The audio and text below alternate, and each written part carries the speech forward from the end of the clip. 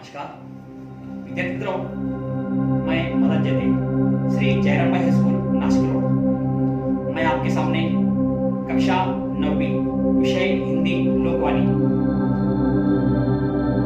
तीसरी कविता निज भाषा, जिसके हरिश्चंद्र जी। यहाँ पर कवि भारतेंदु हरिश्चंद्र जी ने दोहों में अपनी भाषा के महत्व, उसके प्रति गौरव की भावना, इसका अनुभव किया है।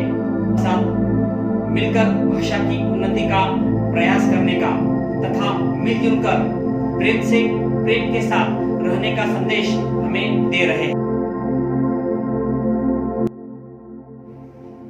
मित्रों, भारतेंदु हरिश्चंद्र जी की जो तीसरी कविता निज भाषा है, वह हम उनके जो दोहे हैं, हम इसकी ओर ध्यान देंगे। निज भाषा उन्नति आहे, उन्नति को मूल, बिन निज भाषा ज्ञान के मिटत न हिय को सूल। अंग्रेजी पढ़ी के यद्यपि सब गुण होत प्रवीण, पै निज भाषा बिन रहत हीन के हीन। उन्नति पूरी है तब ही जब घर उन्नति होए, निज शरीर उन्नति किए रहत मूड सब कोय। निज भाषा उन्नति बिना कबहू न हवे है सोय।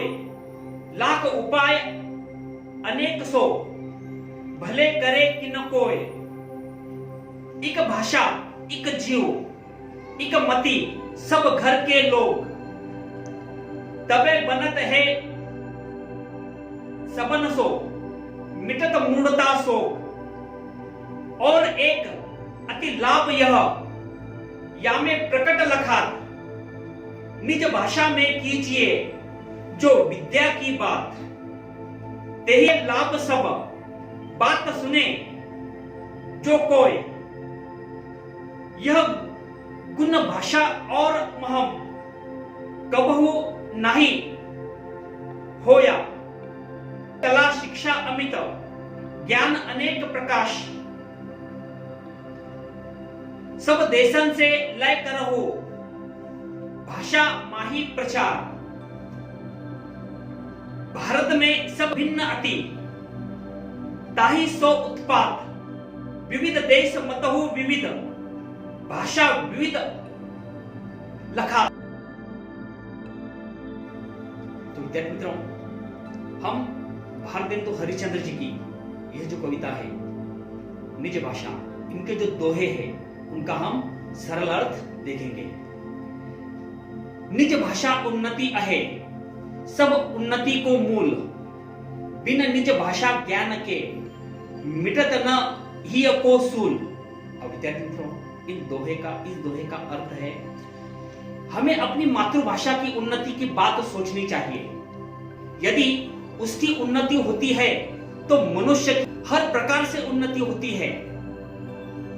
यदि हमें अपनी भाषा का समुचित ज्ञान नहीं है तो हमारा मन प्रसन्न नहीं रहता। जब तक बिना अपनी भाषा का ज्ञान हो, तब तक हृदय को लगा हुआ कांटा नहीं मिटता। अब विद्यार्थी मित्रों, दूसरा दोहा है, अंग्रेजी पढ़ी के यद्यपि होत प्रवीण, पै निज ज्ञान बिना रहत हीन के हीन। अब विद्यार्थी मित्रों, इस दूसरे दोहे का अर्थ है, यद्यपि आज के युग में अंग्रेजी पढ़ने वाले इस भाषा को पढ़ सभी प्रकार के गुणों में प्रवीण हो जाते हैं, परंतु यद्यपि अपनी भाषा का पूर्ण रूप से ज्ञान नहीं है तो व्यक्ति का संपूर्ण विकास। अब तीसरा दोहा है, उन्नति पूरी है तब ही जब घर उन्नति होए। निज शरीर उन्नति किए रहत मूड सब कोय। इस दोहे का अर्थ है, कोई भी परिवार तभी उन्नत समझा जाएगा जब घर के सभी सदस्य उन्नत विचारधारा वाले हो। यदि केवल मुखिया ही उन्नत हो, प्रवीण हो, वह अन्य सदस्यों की उन्नति पर ध्यान न दे, तो परिवार के अन्य सदस्य मूर्ख ही रह जाएंगे। यही बात मातृभाषा पर भी है। जब हमारी घरेलू भाषा उन्नत होगी, तभी हमारा विकास होगा।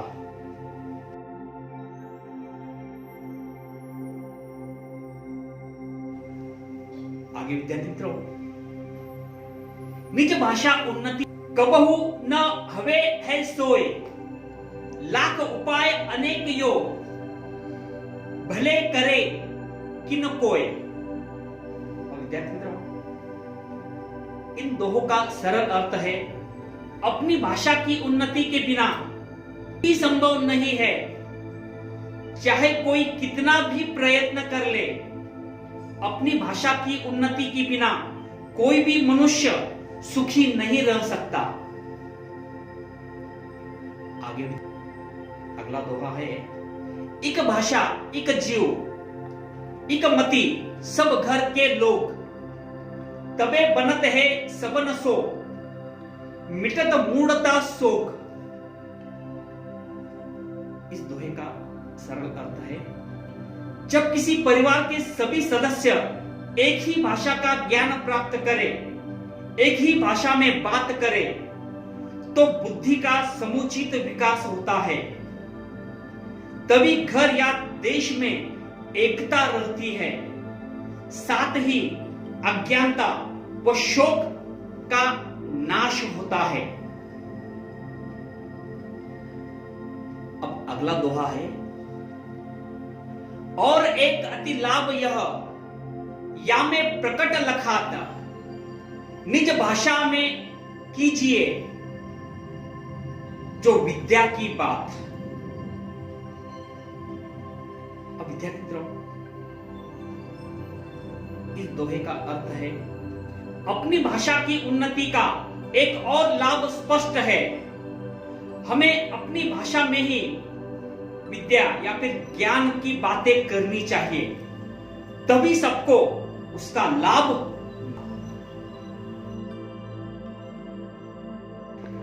होगा। अब हम अगला दोहा देखेंगे, तेही सुनी पावे लाभ सब,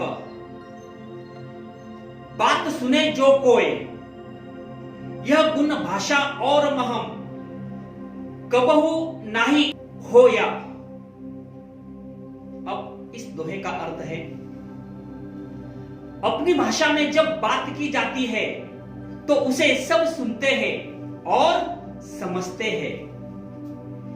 यह गुण केवल अपनी भाषा में ही पाया जाता है, यह गुण अन्य भाषा में नहीं होता। यदि हम विदेशी भाषा में बात करते हैं तो उन बातों को हर व्यक्ति नहीं समझ सकता। अगला दोहा है, विविध कला शिक्षा अमित, ज्ञान अनेक प्रकार, सब देशन से लय कर हो, महि प्रचार।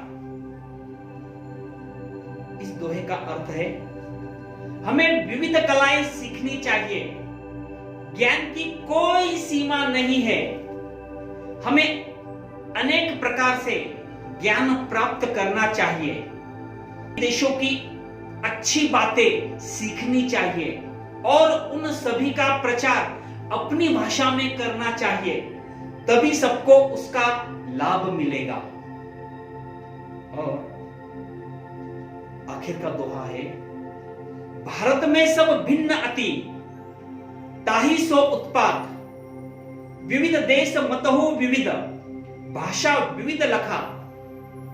अब विद्यार्थी मित्रों, इस दोहे का सरल अर्थ है, भारत में अनेक प्रकार से भिन्नता है, इसी कारण यहाँ झगड़े होते हैं। यहाँ अनेक प्रांत है, विविध धर्म है और विभिन्न भाषाएं बोली लिखी जाती है।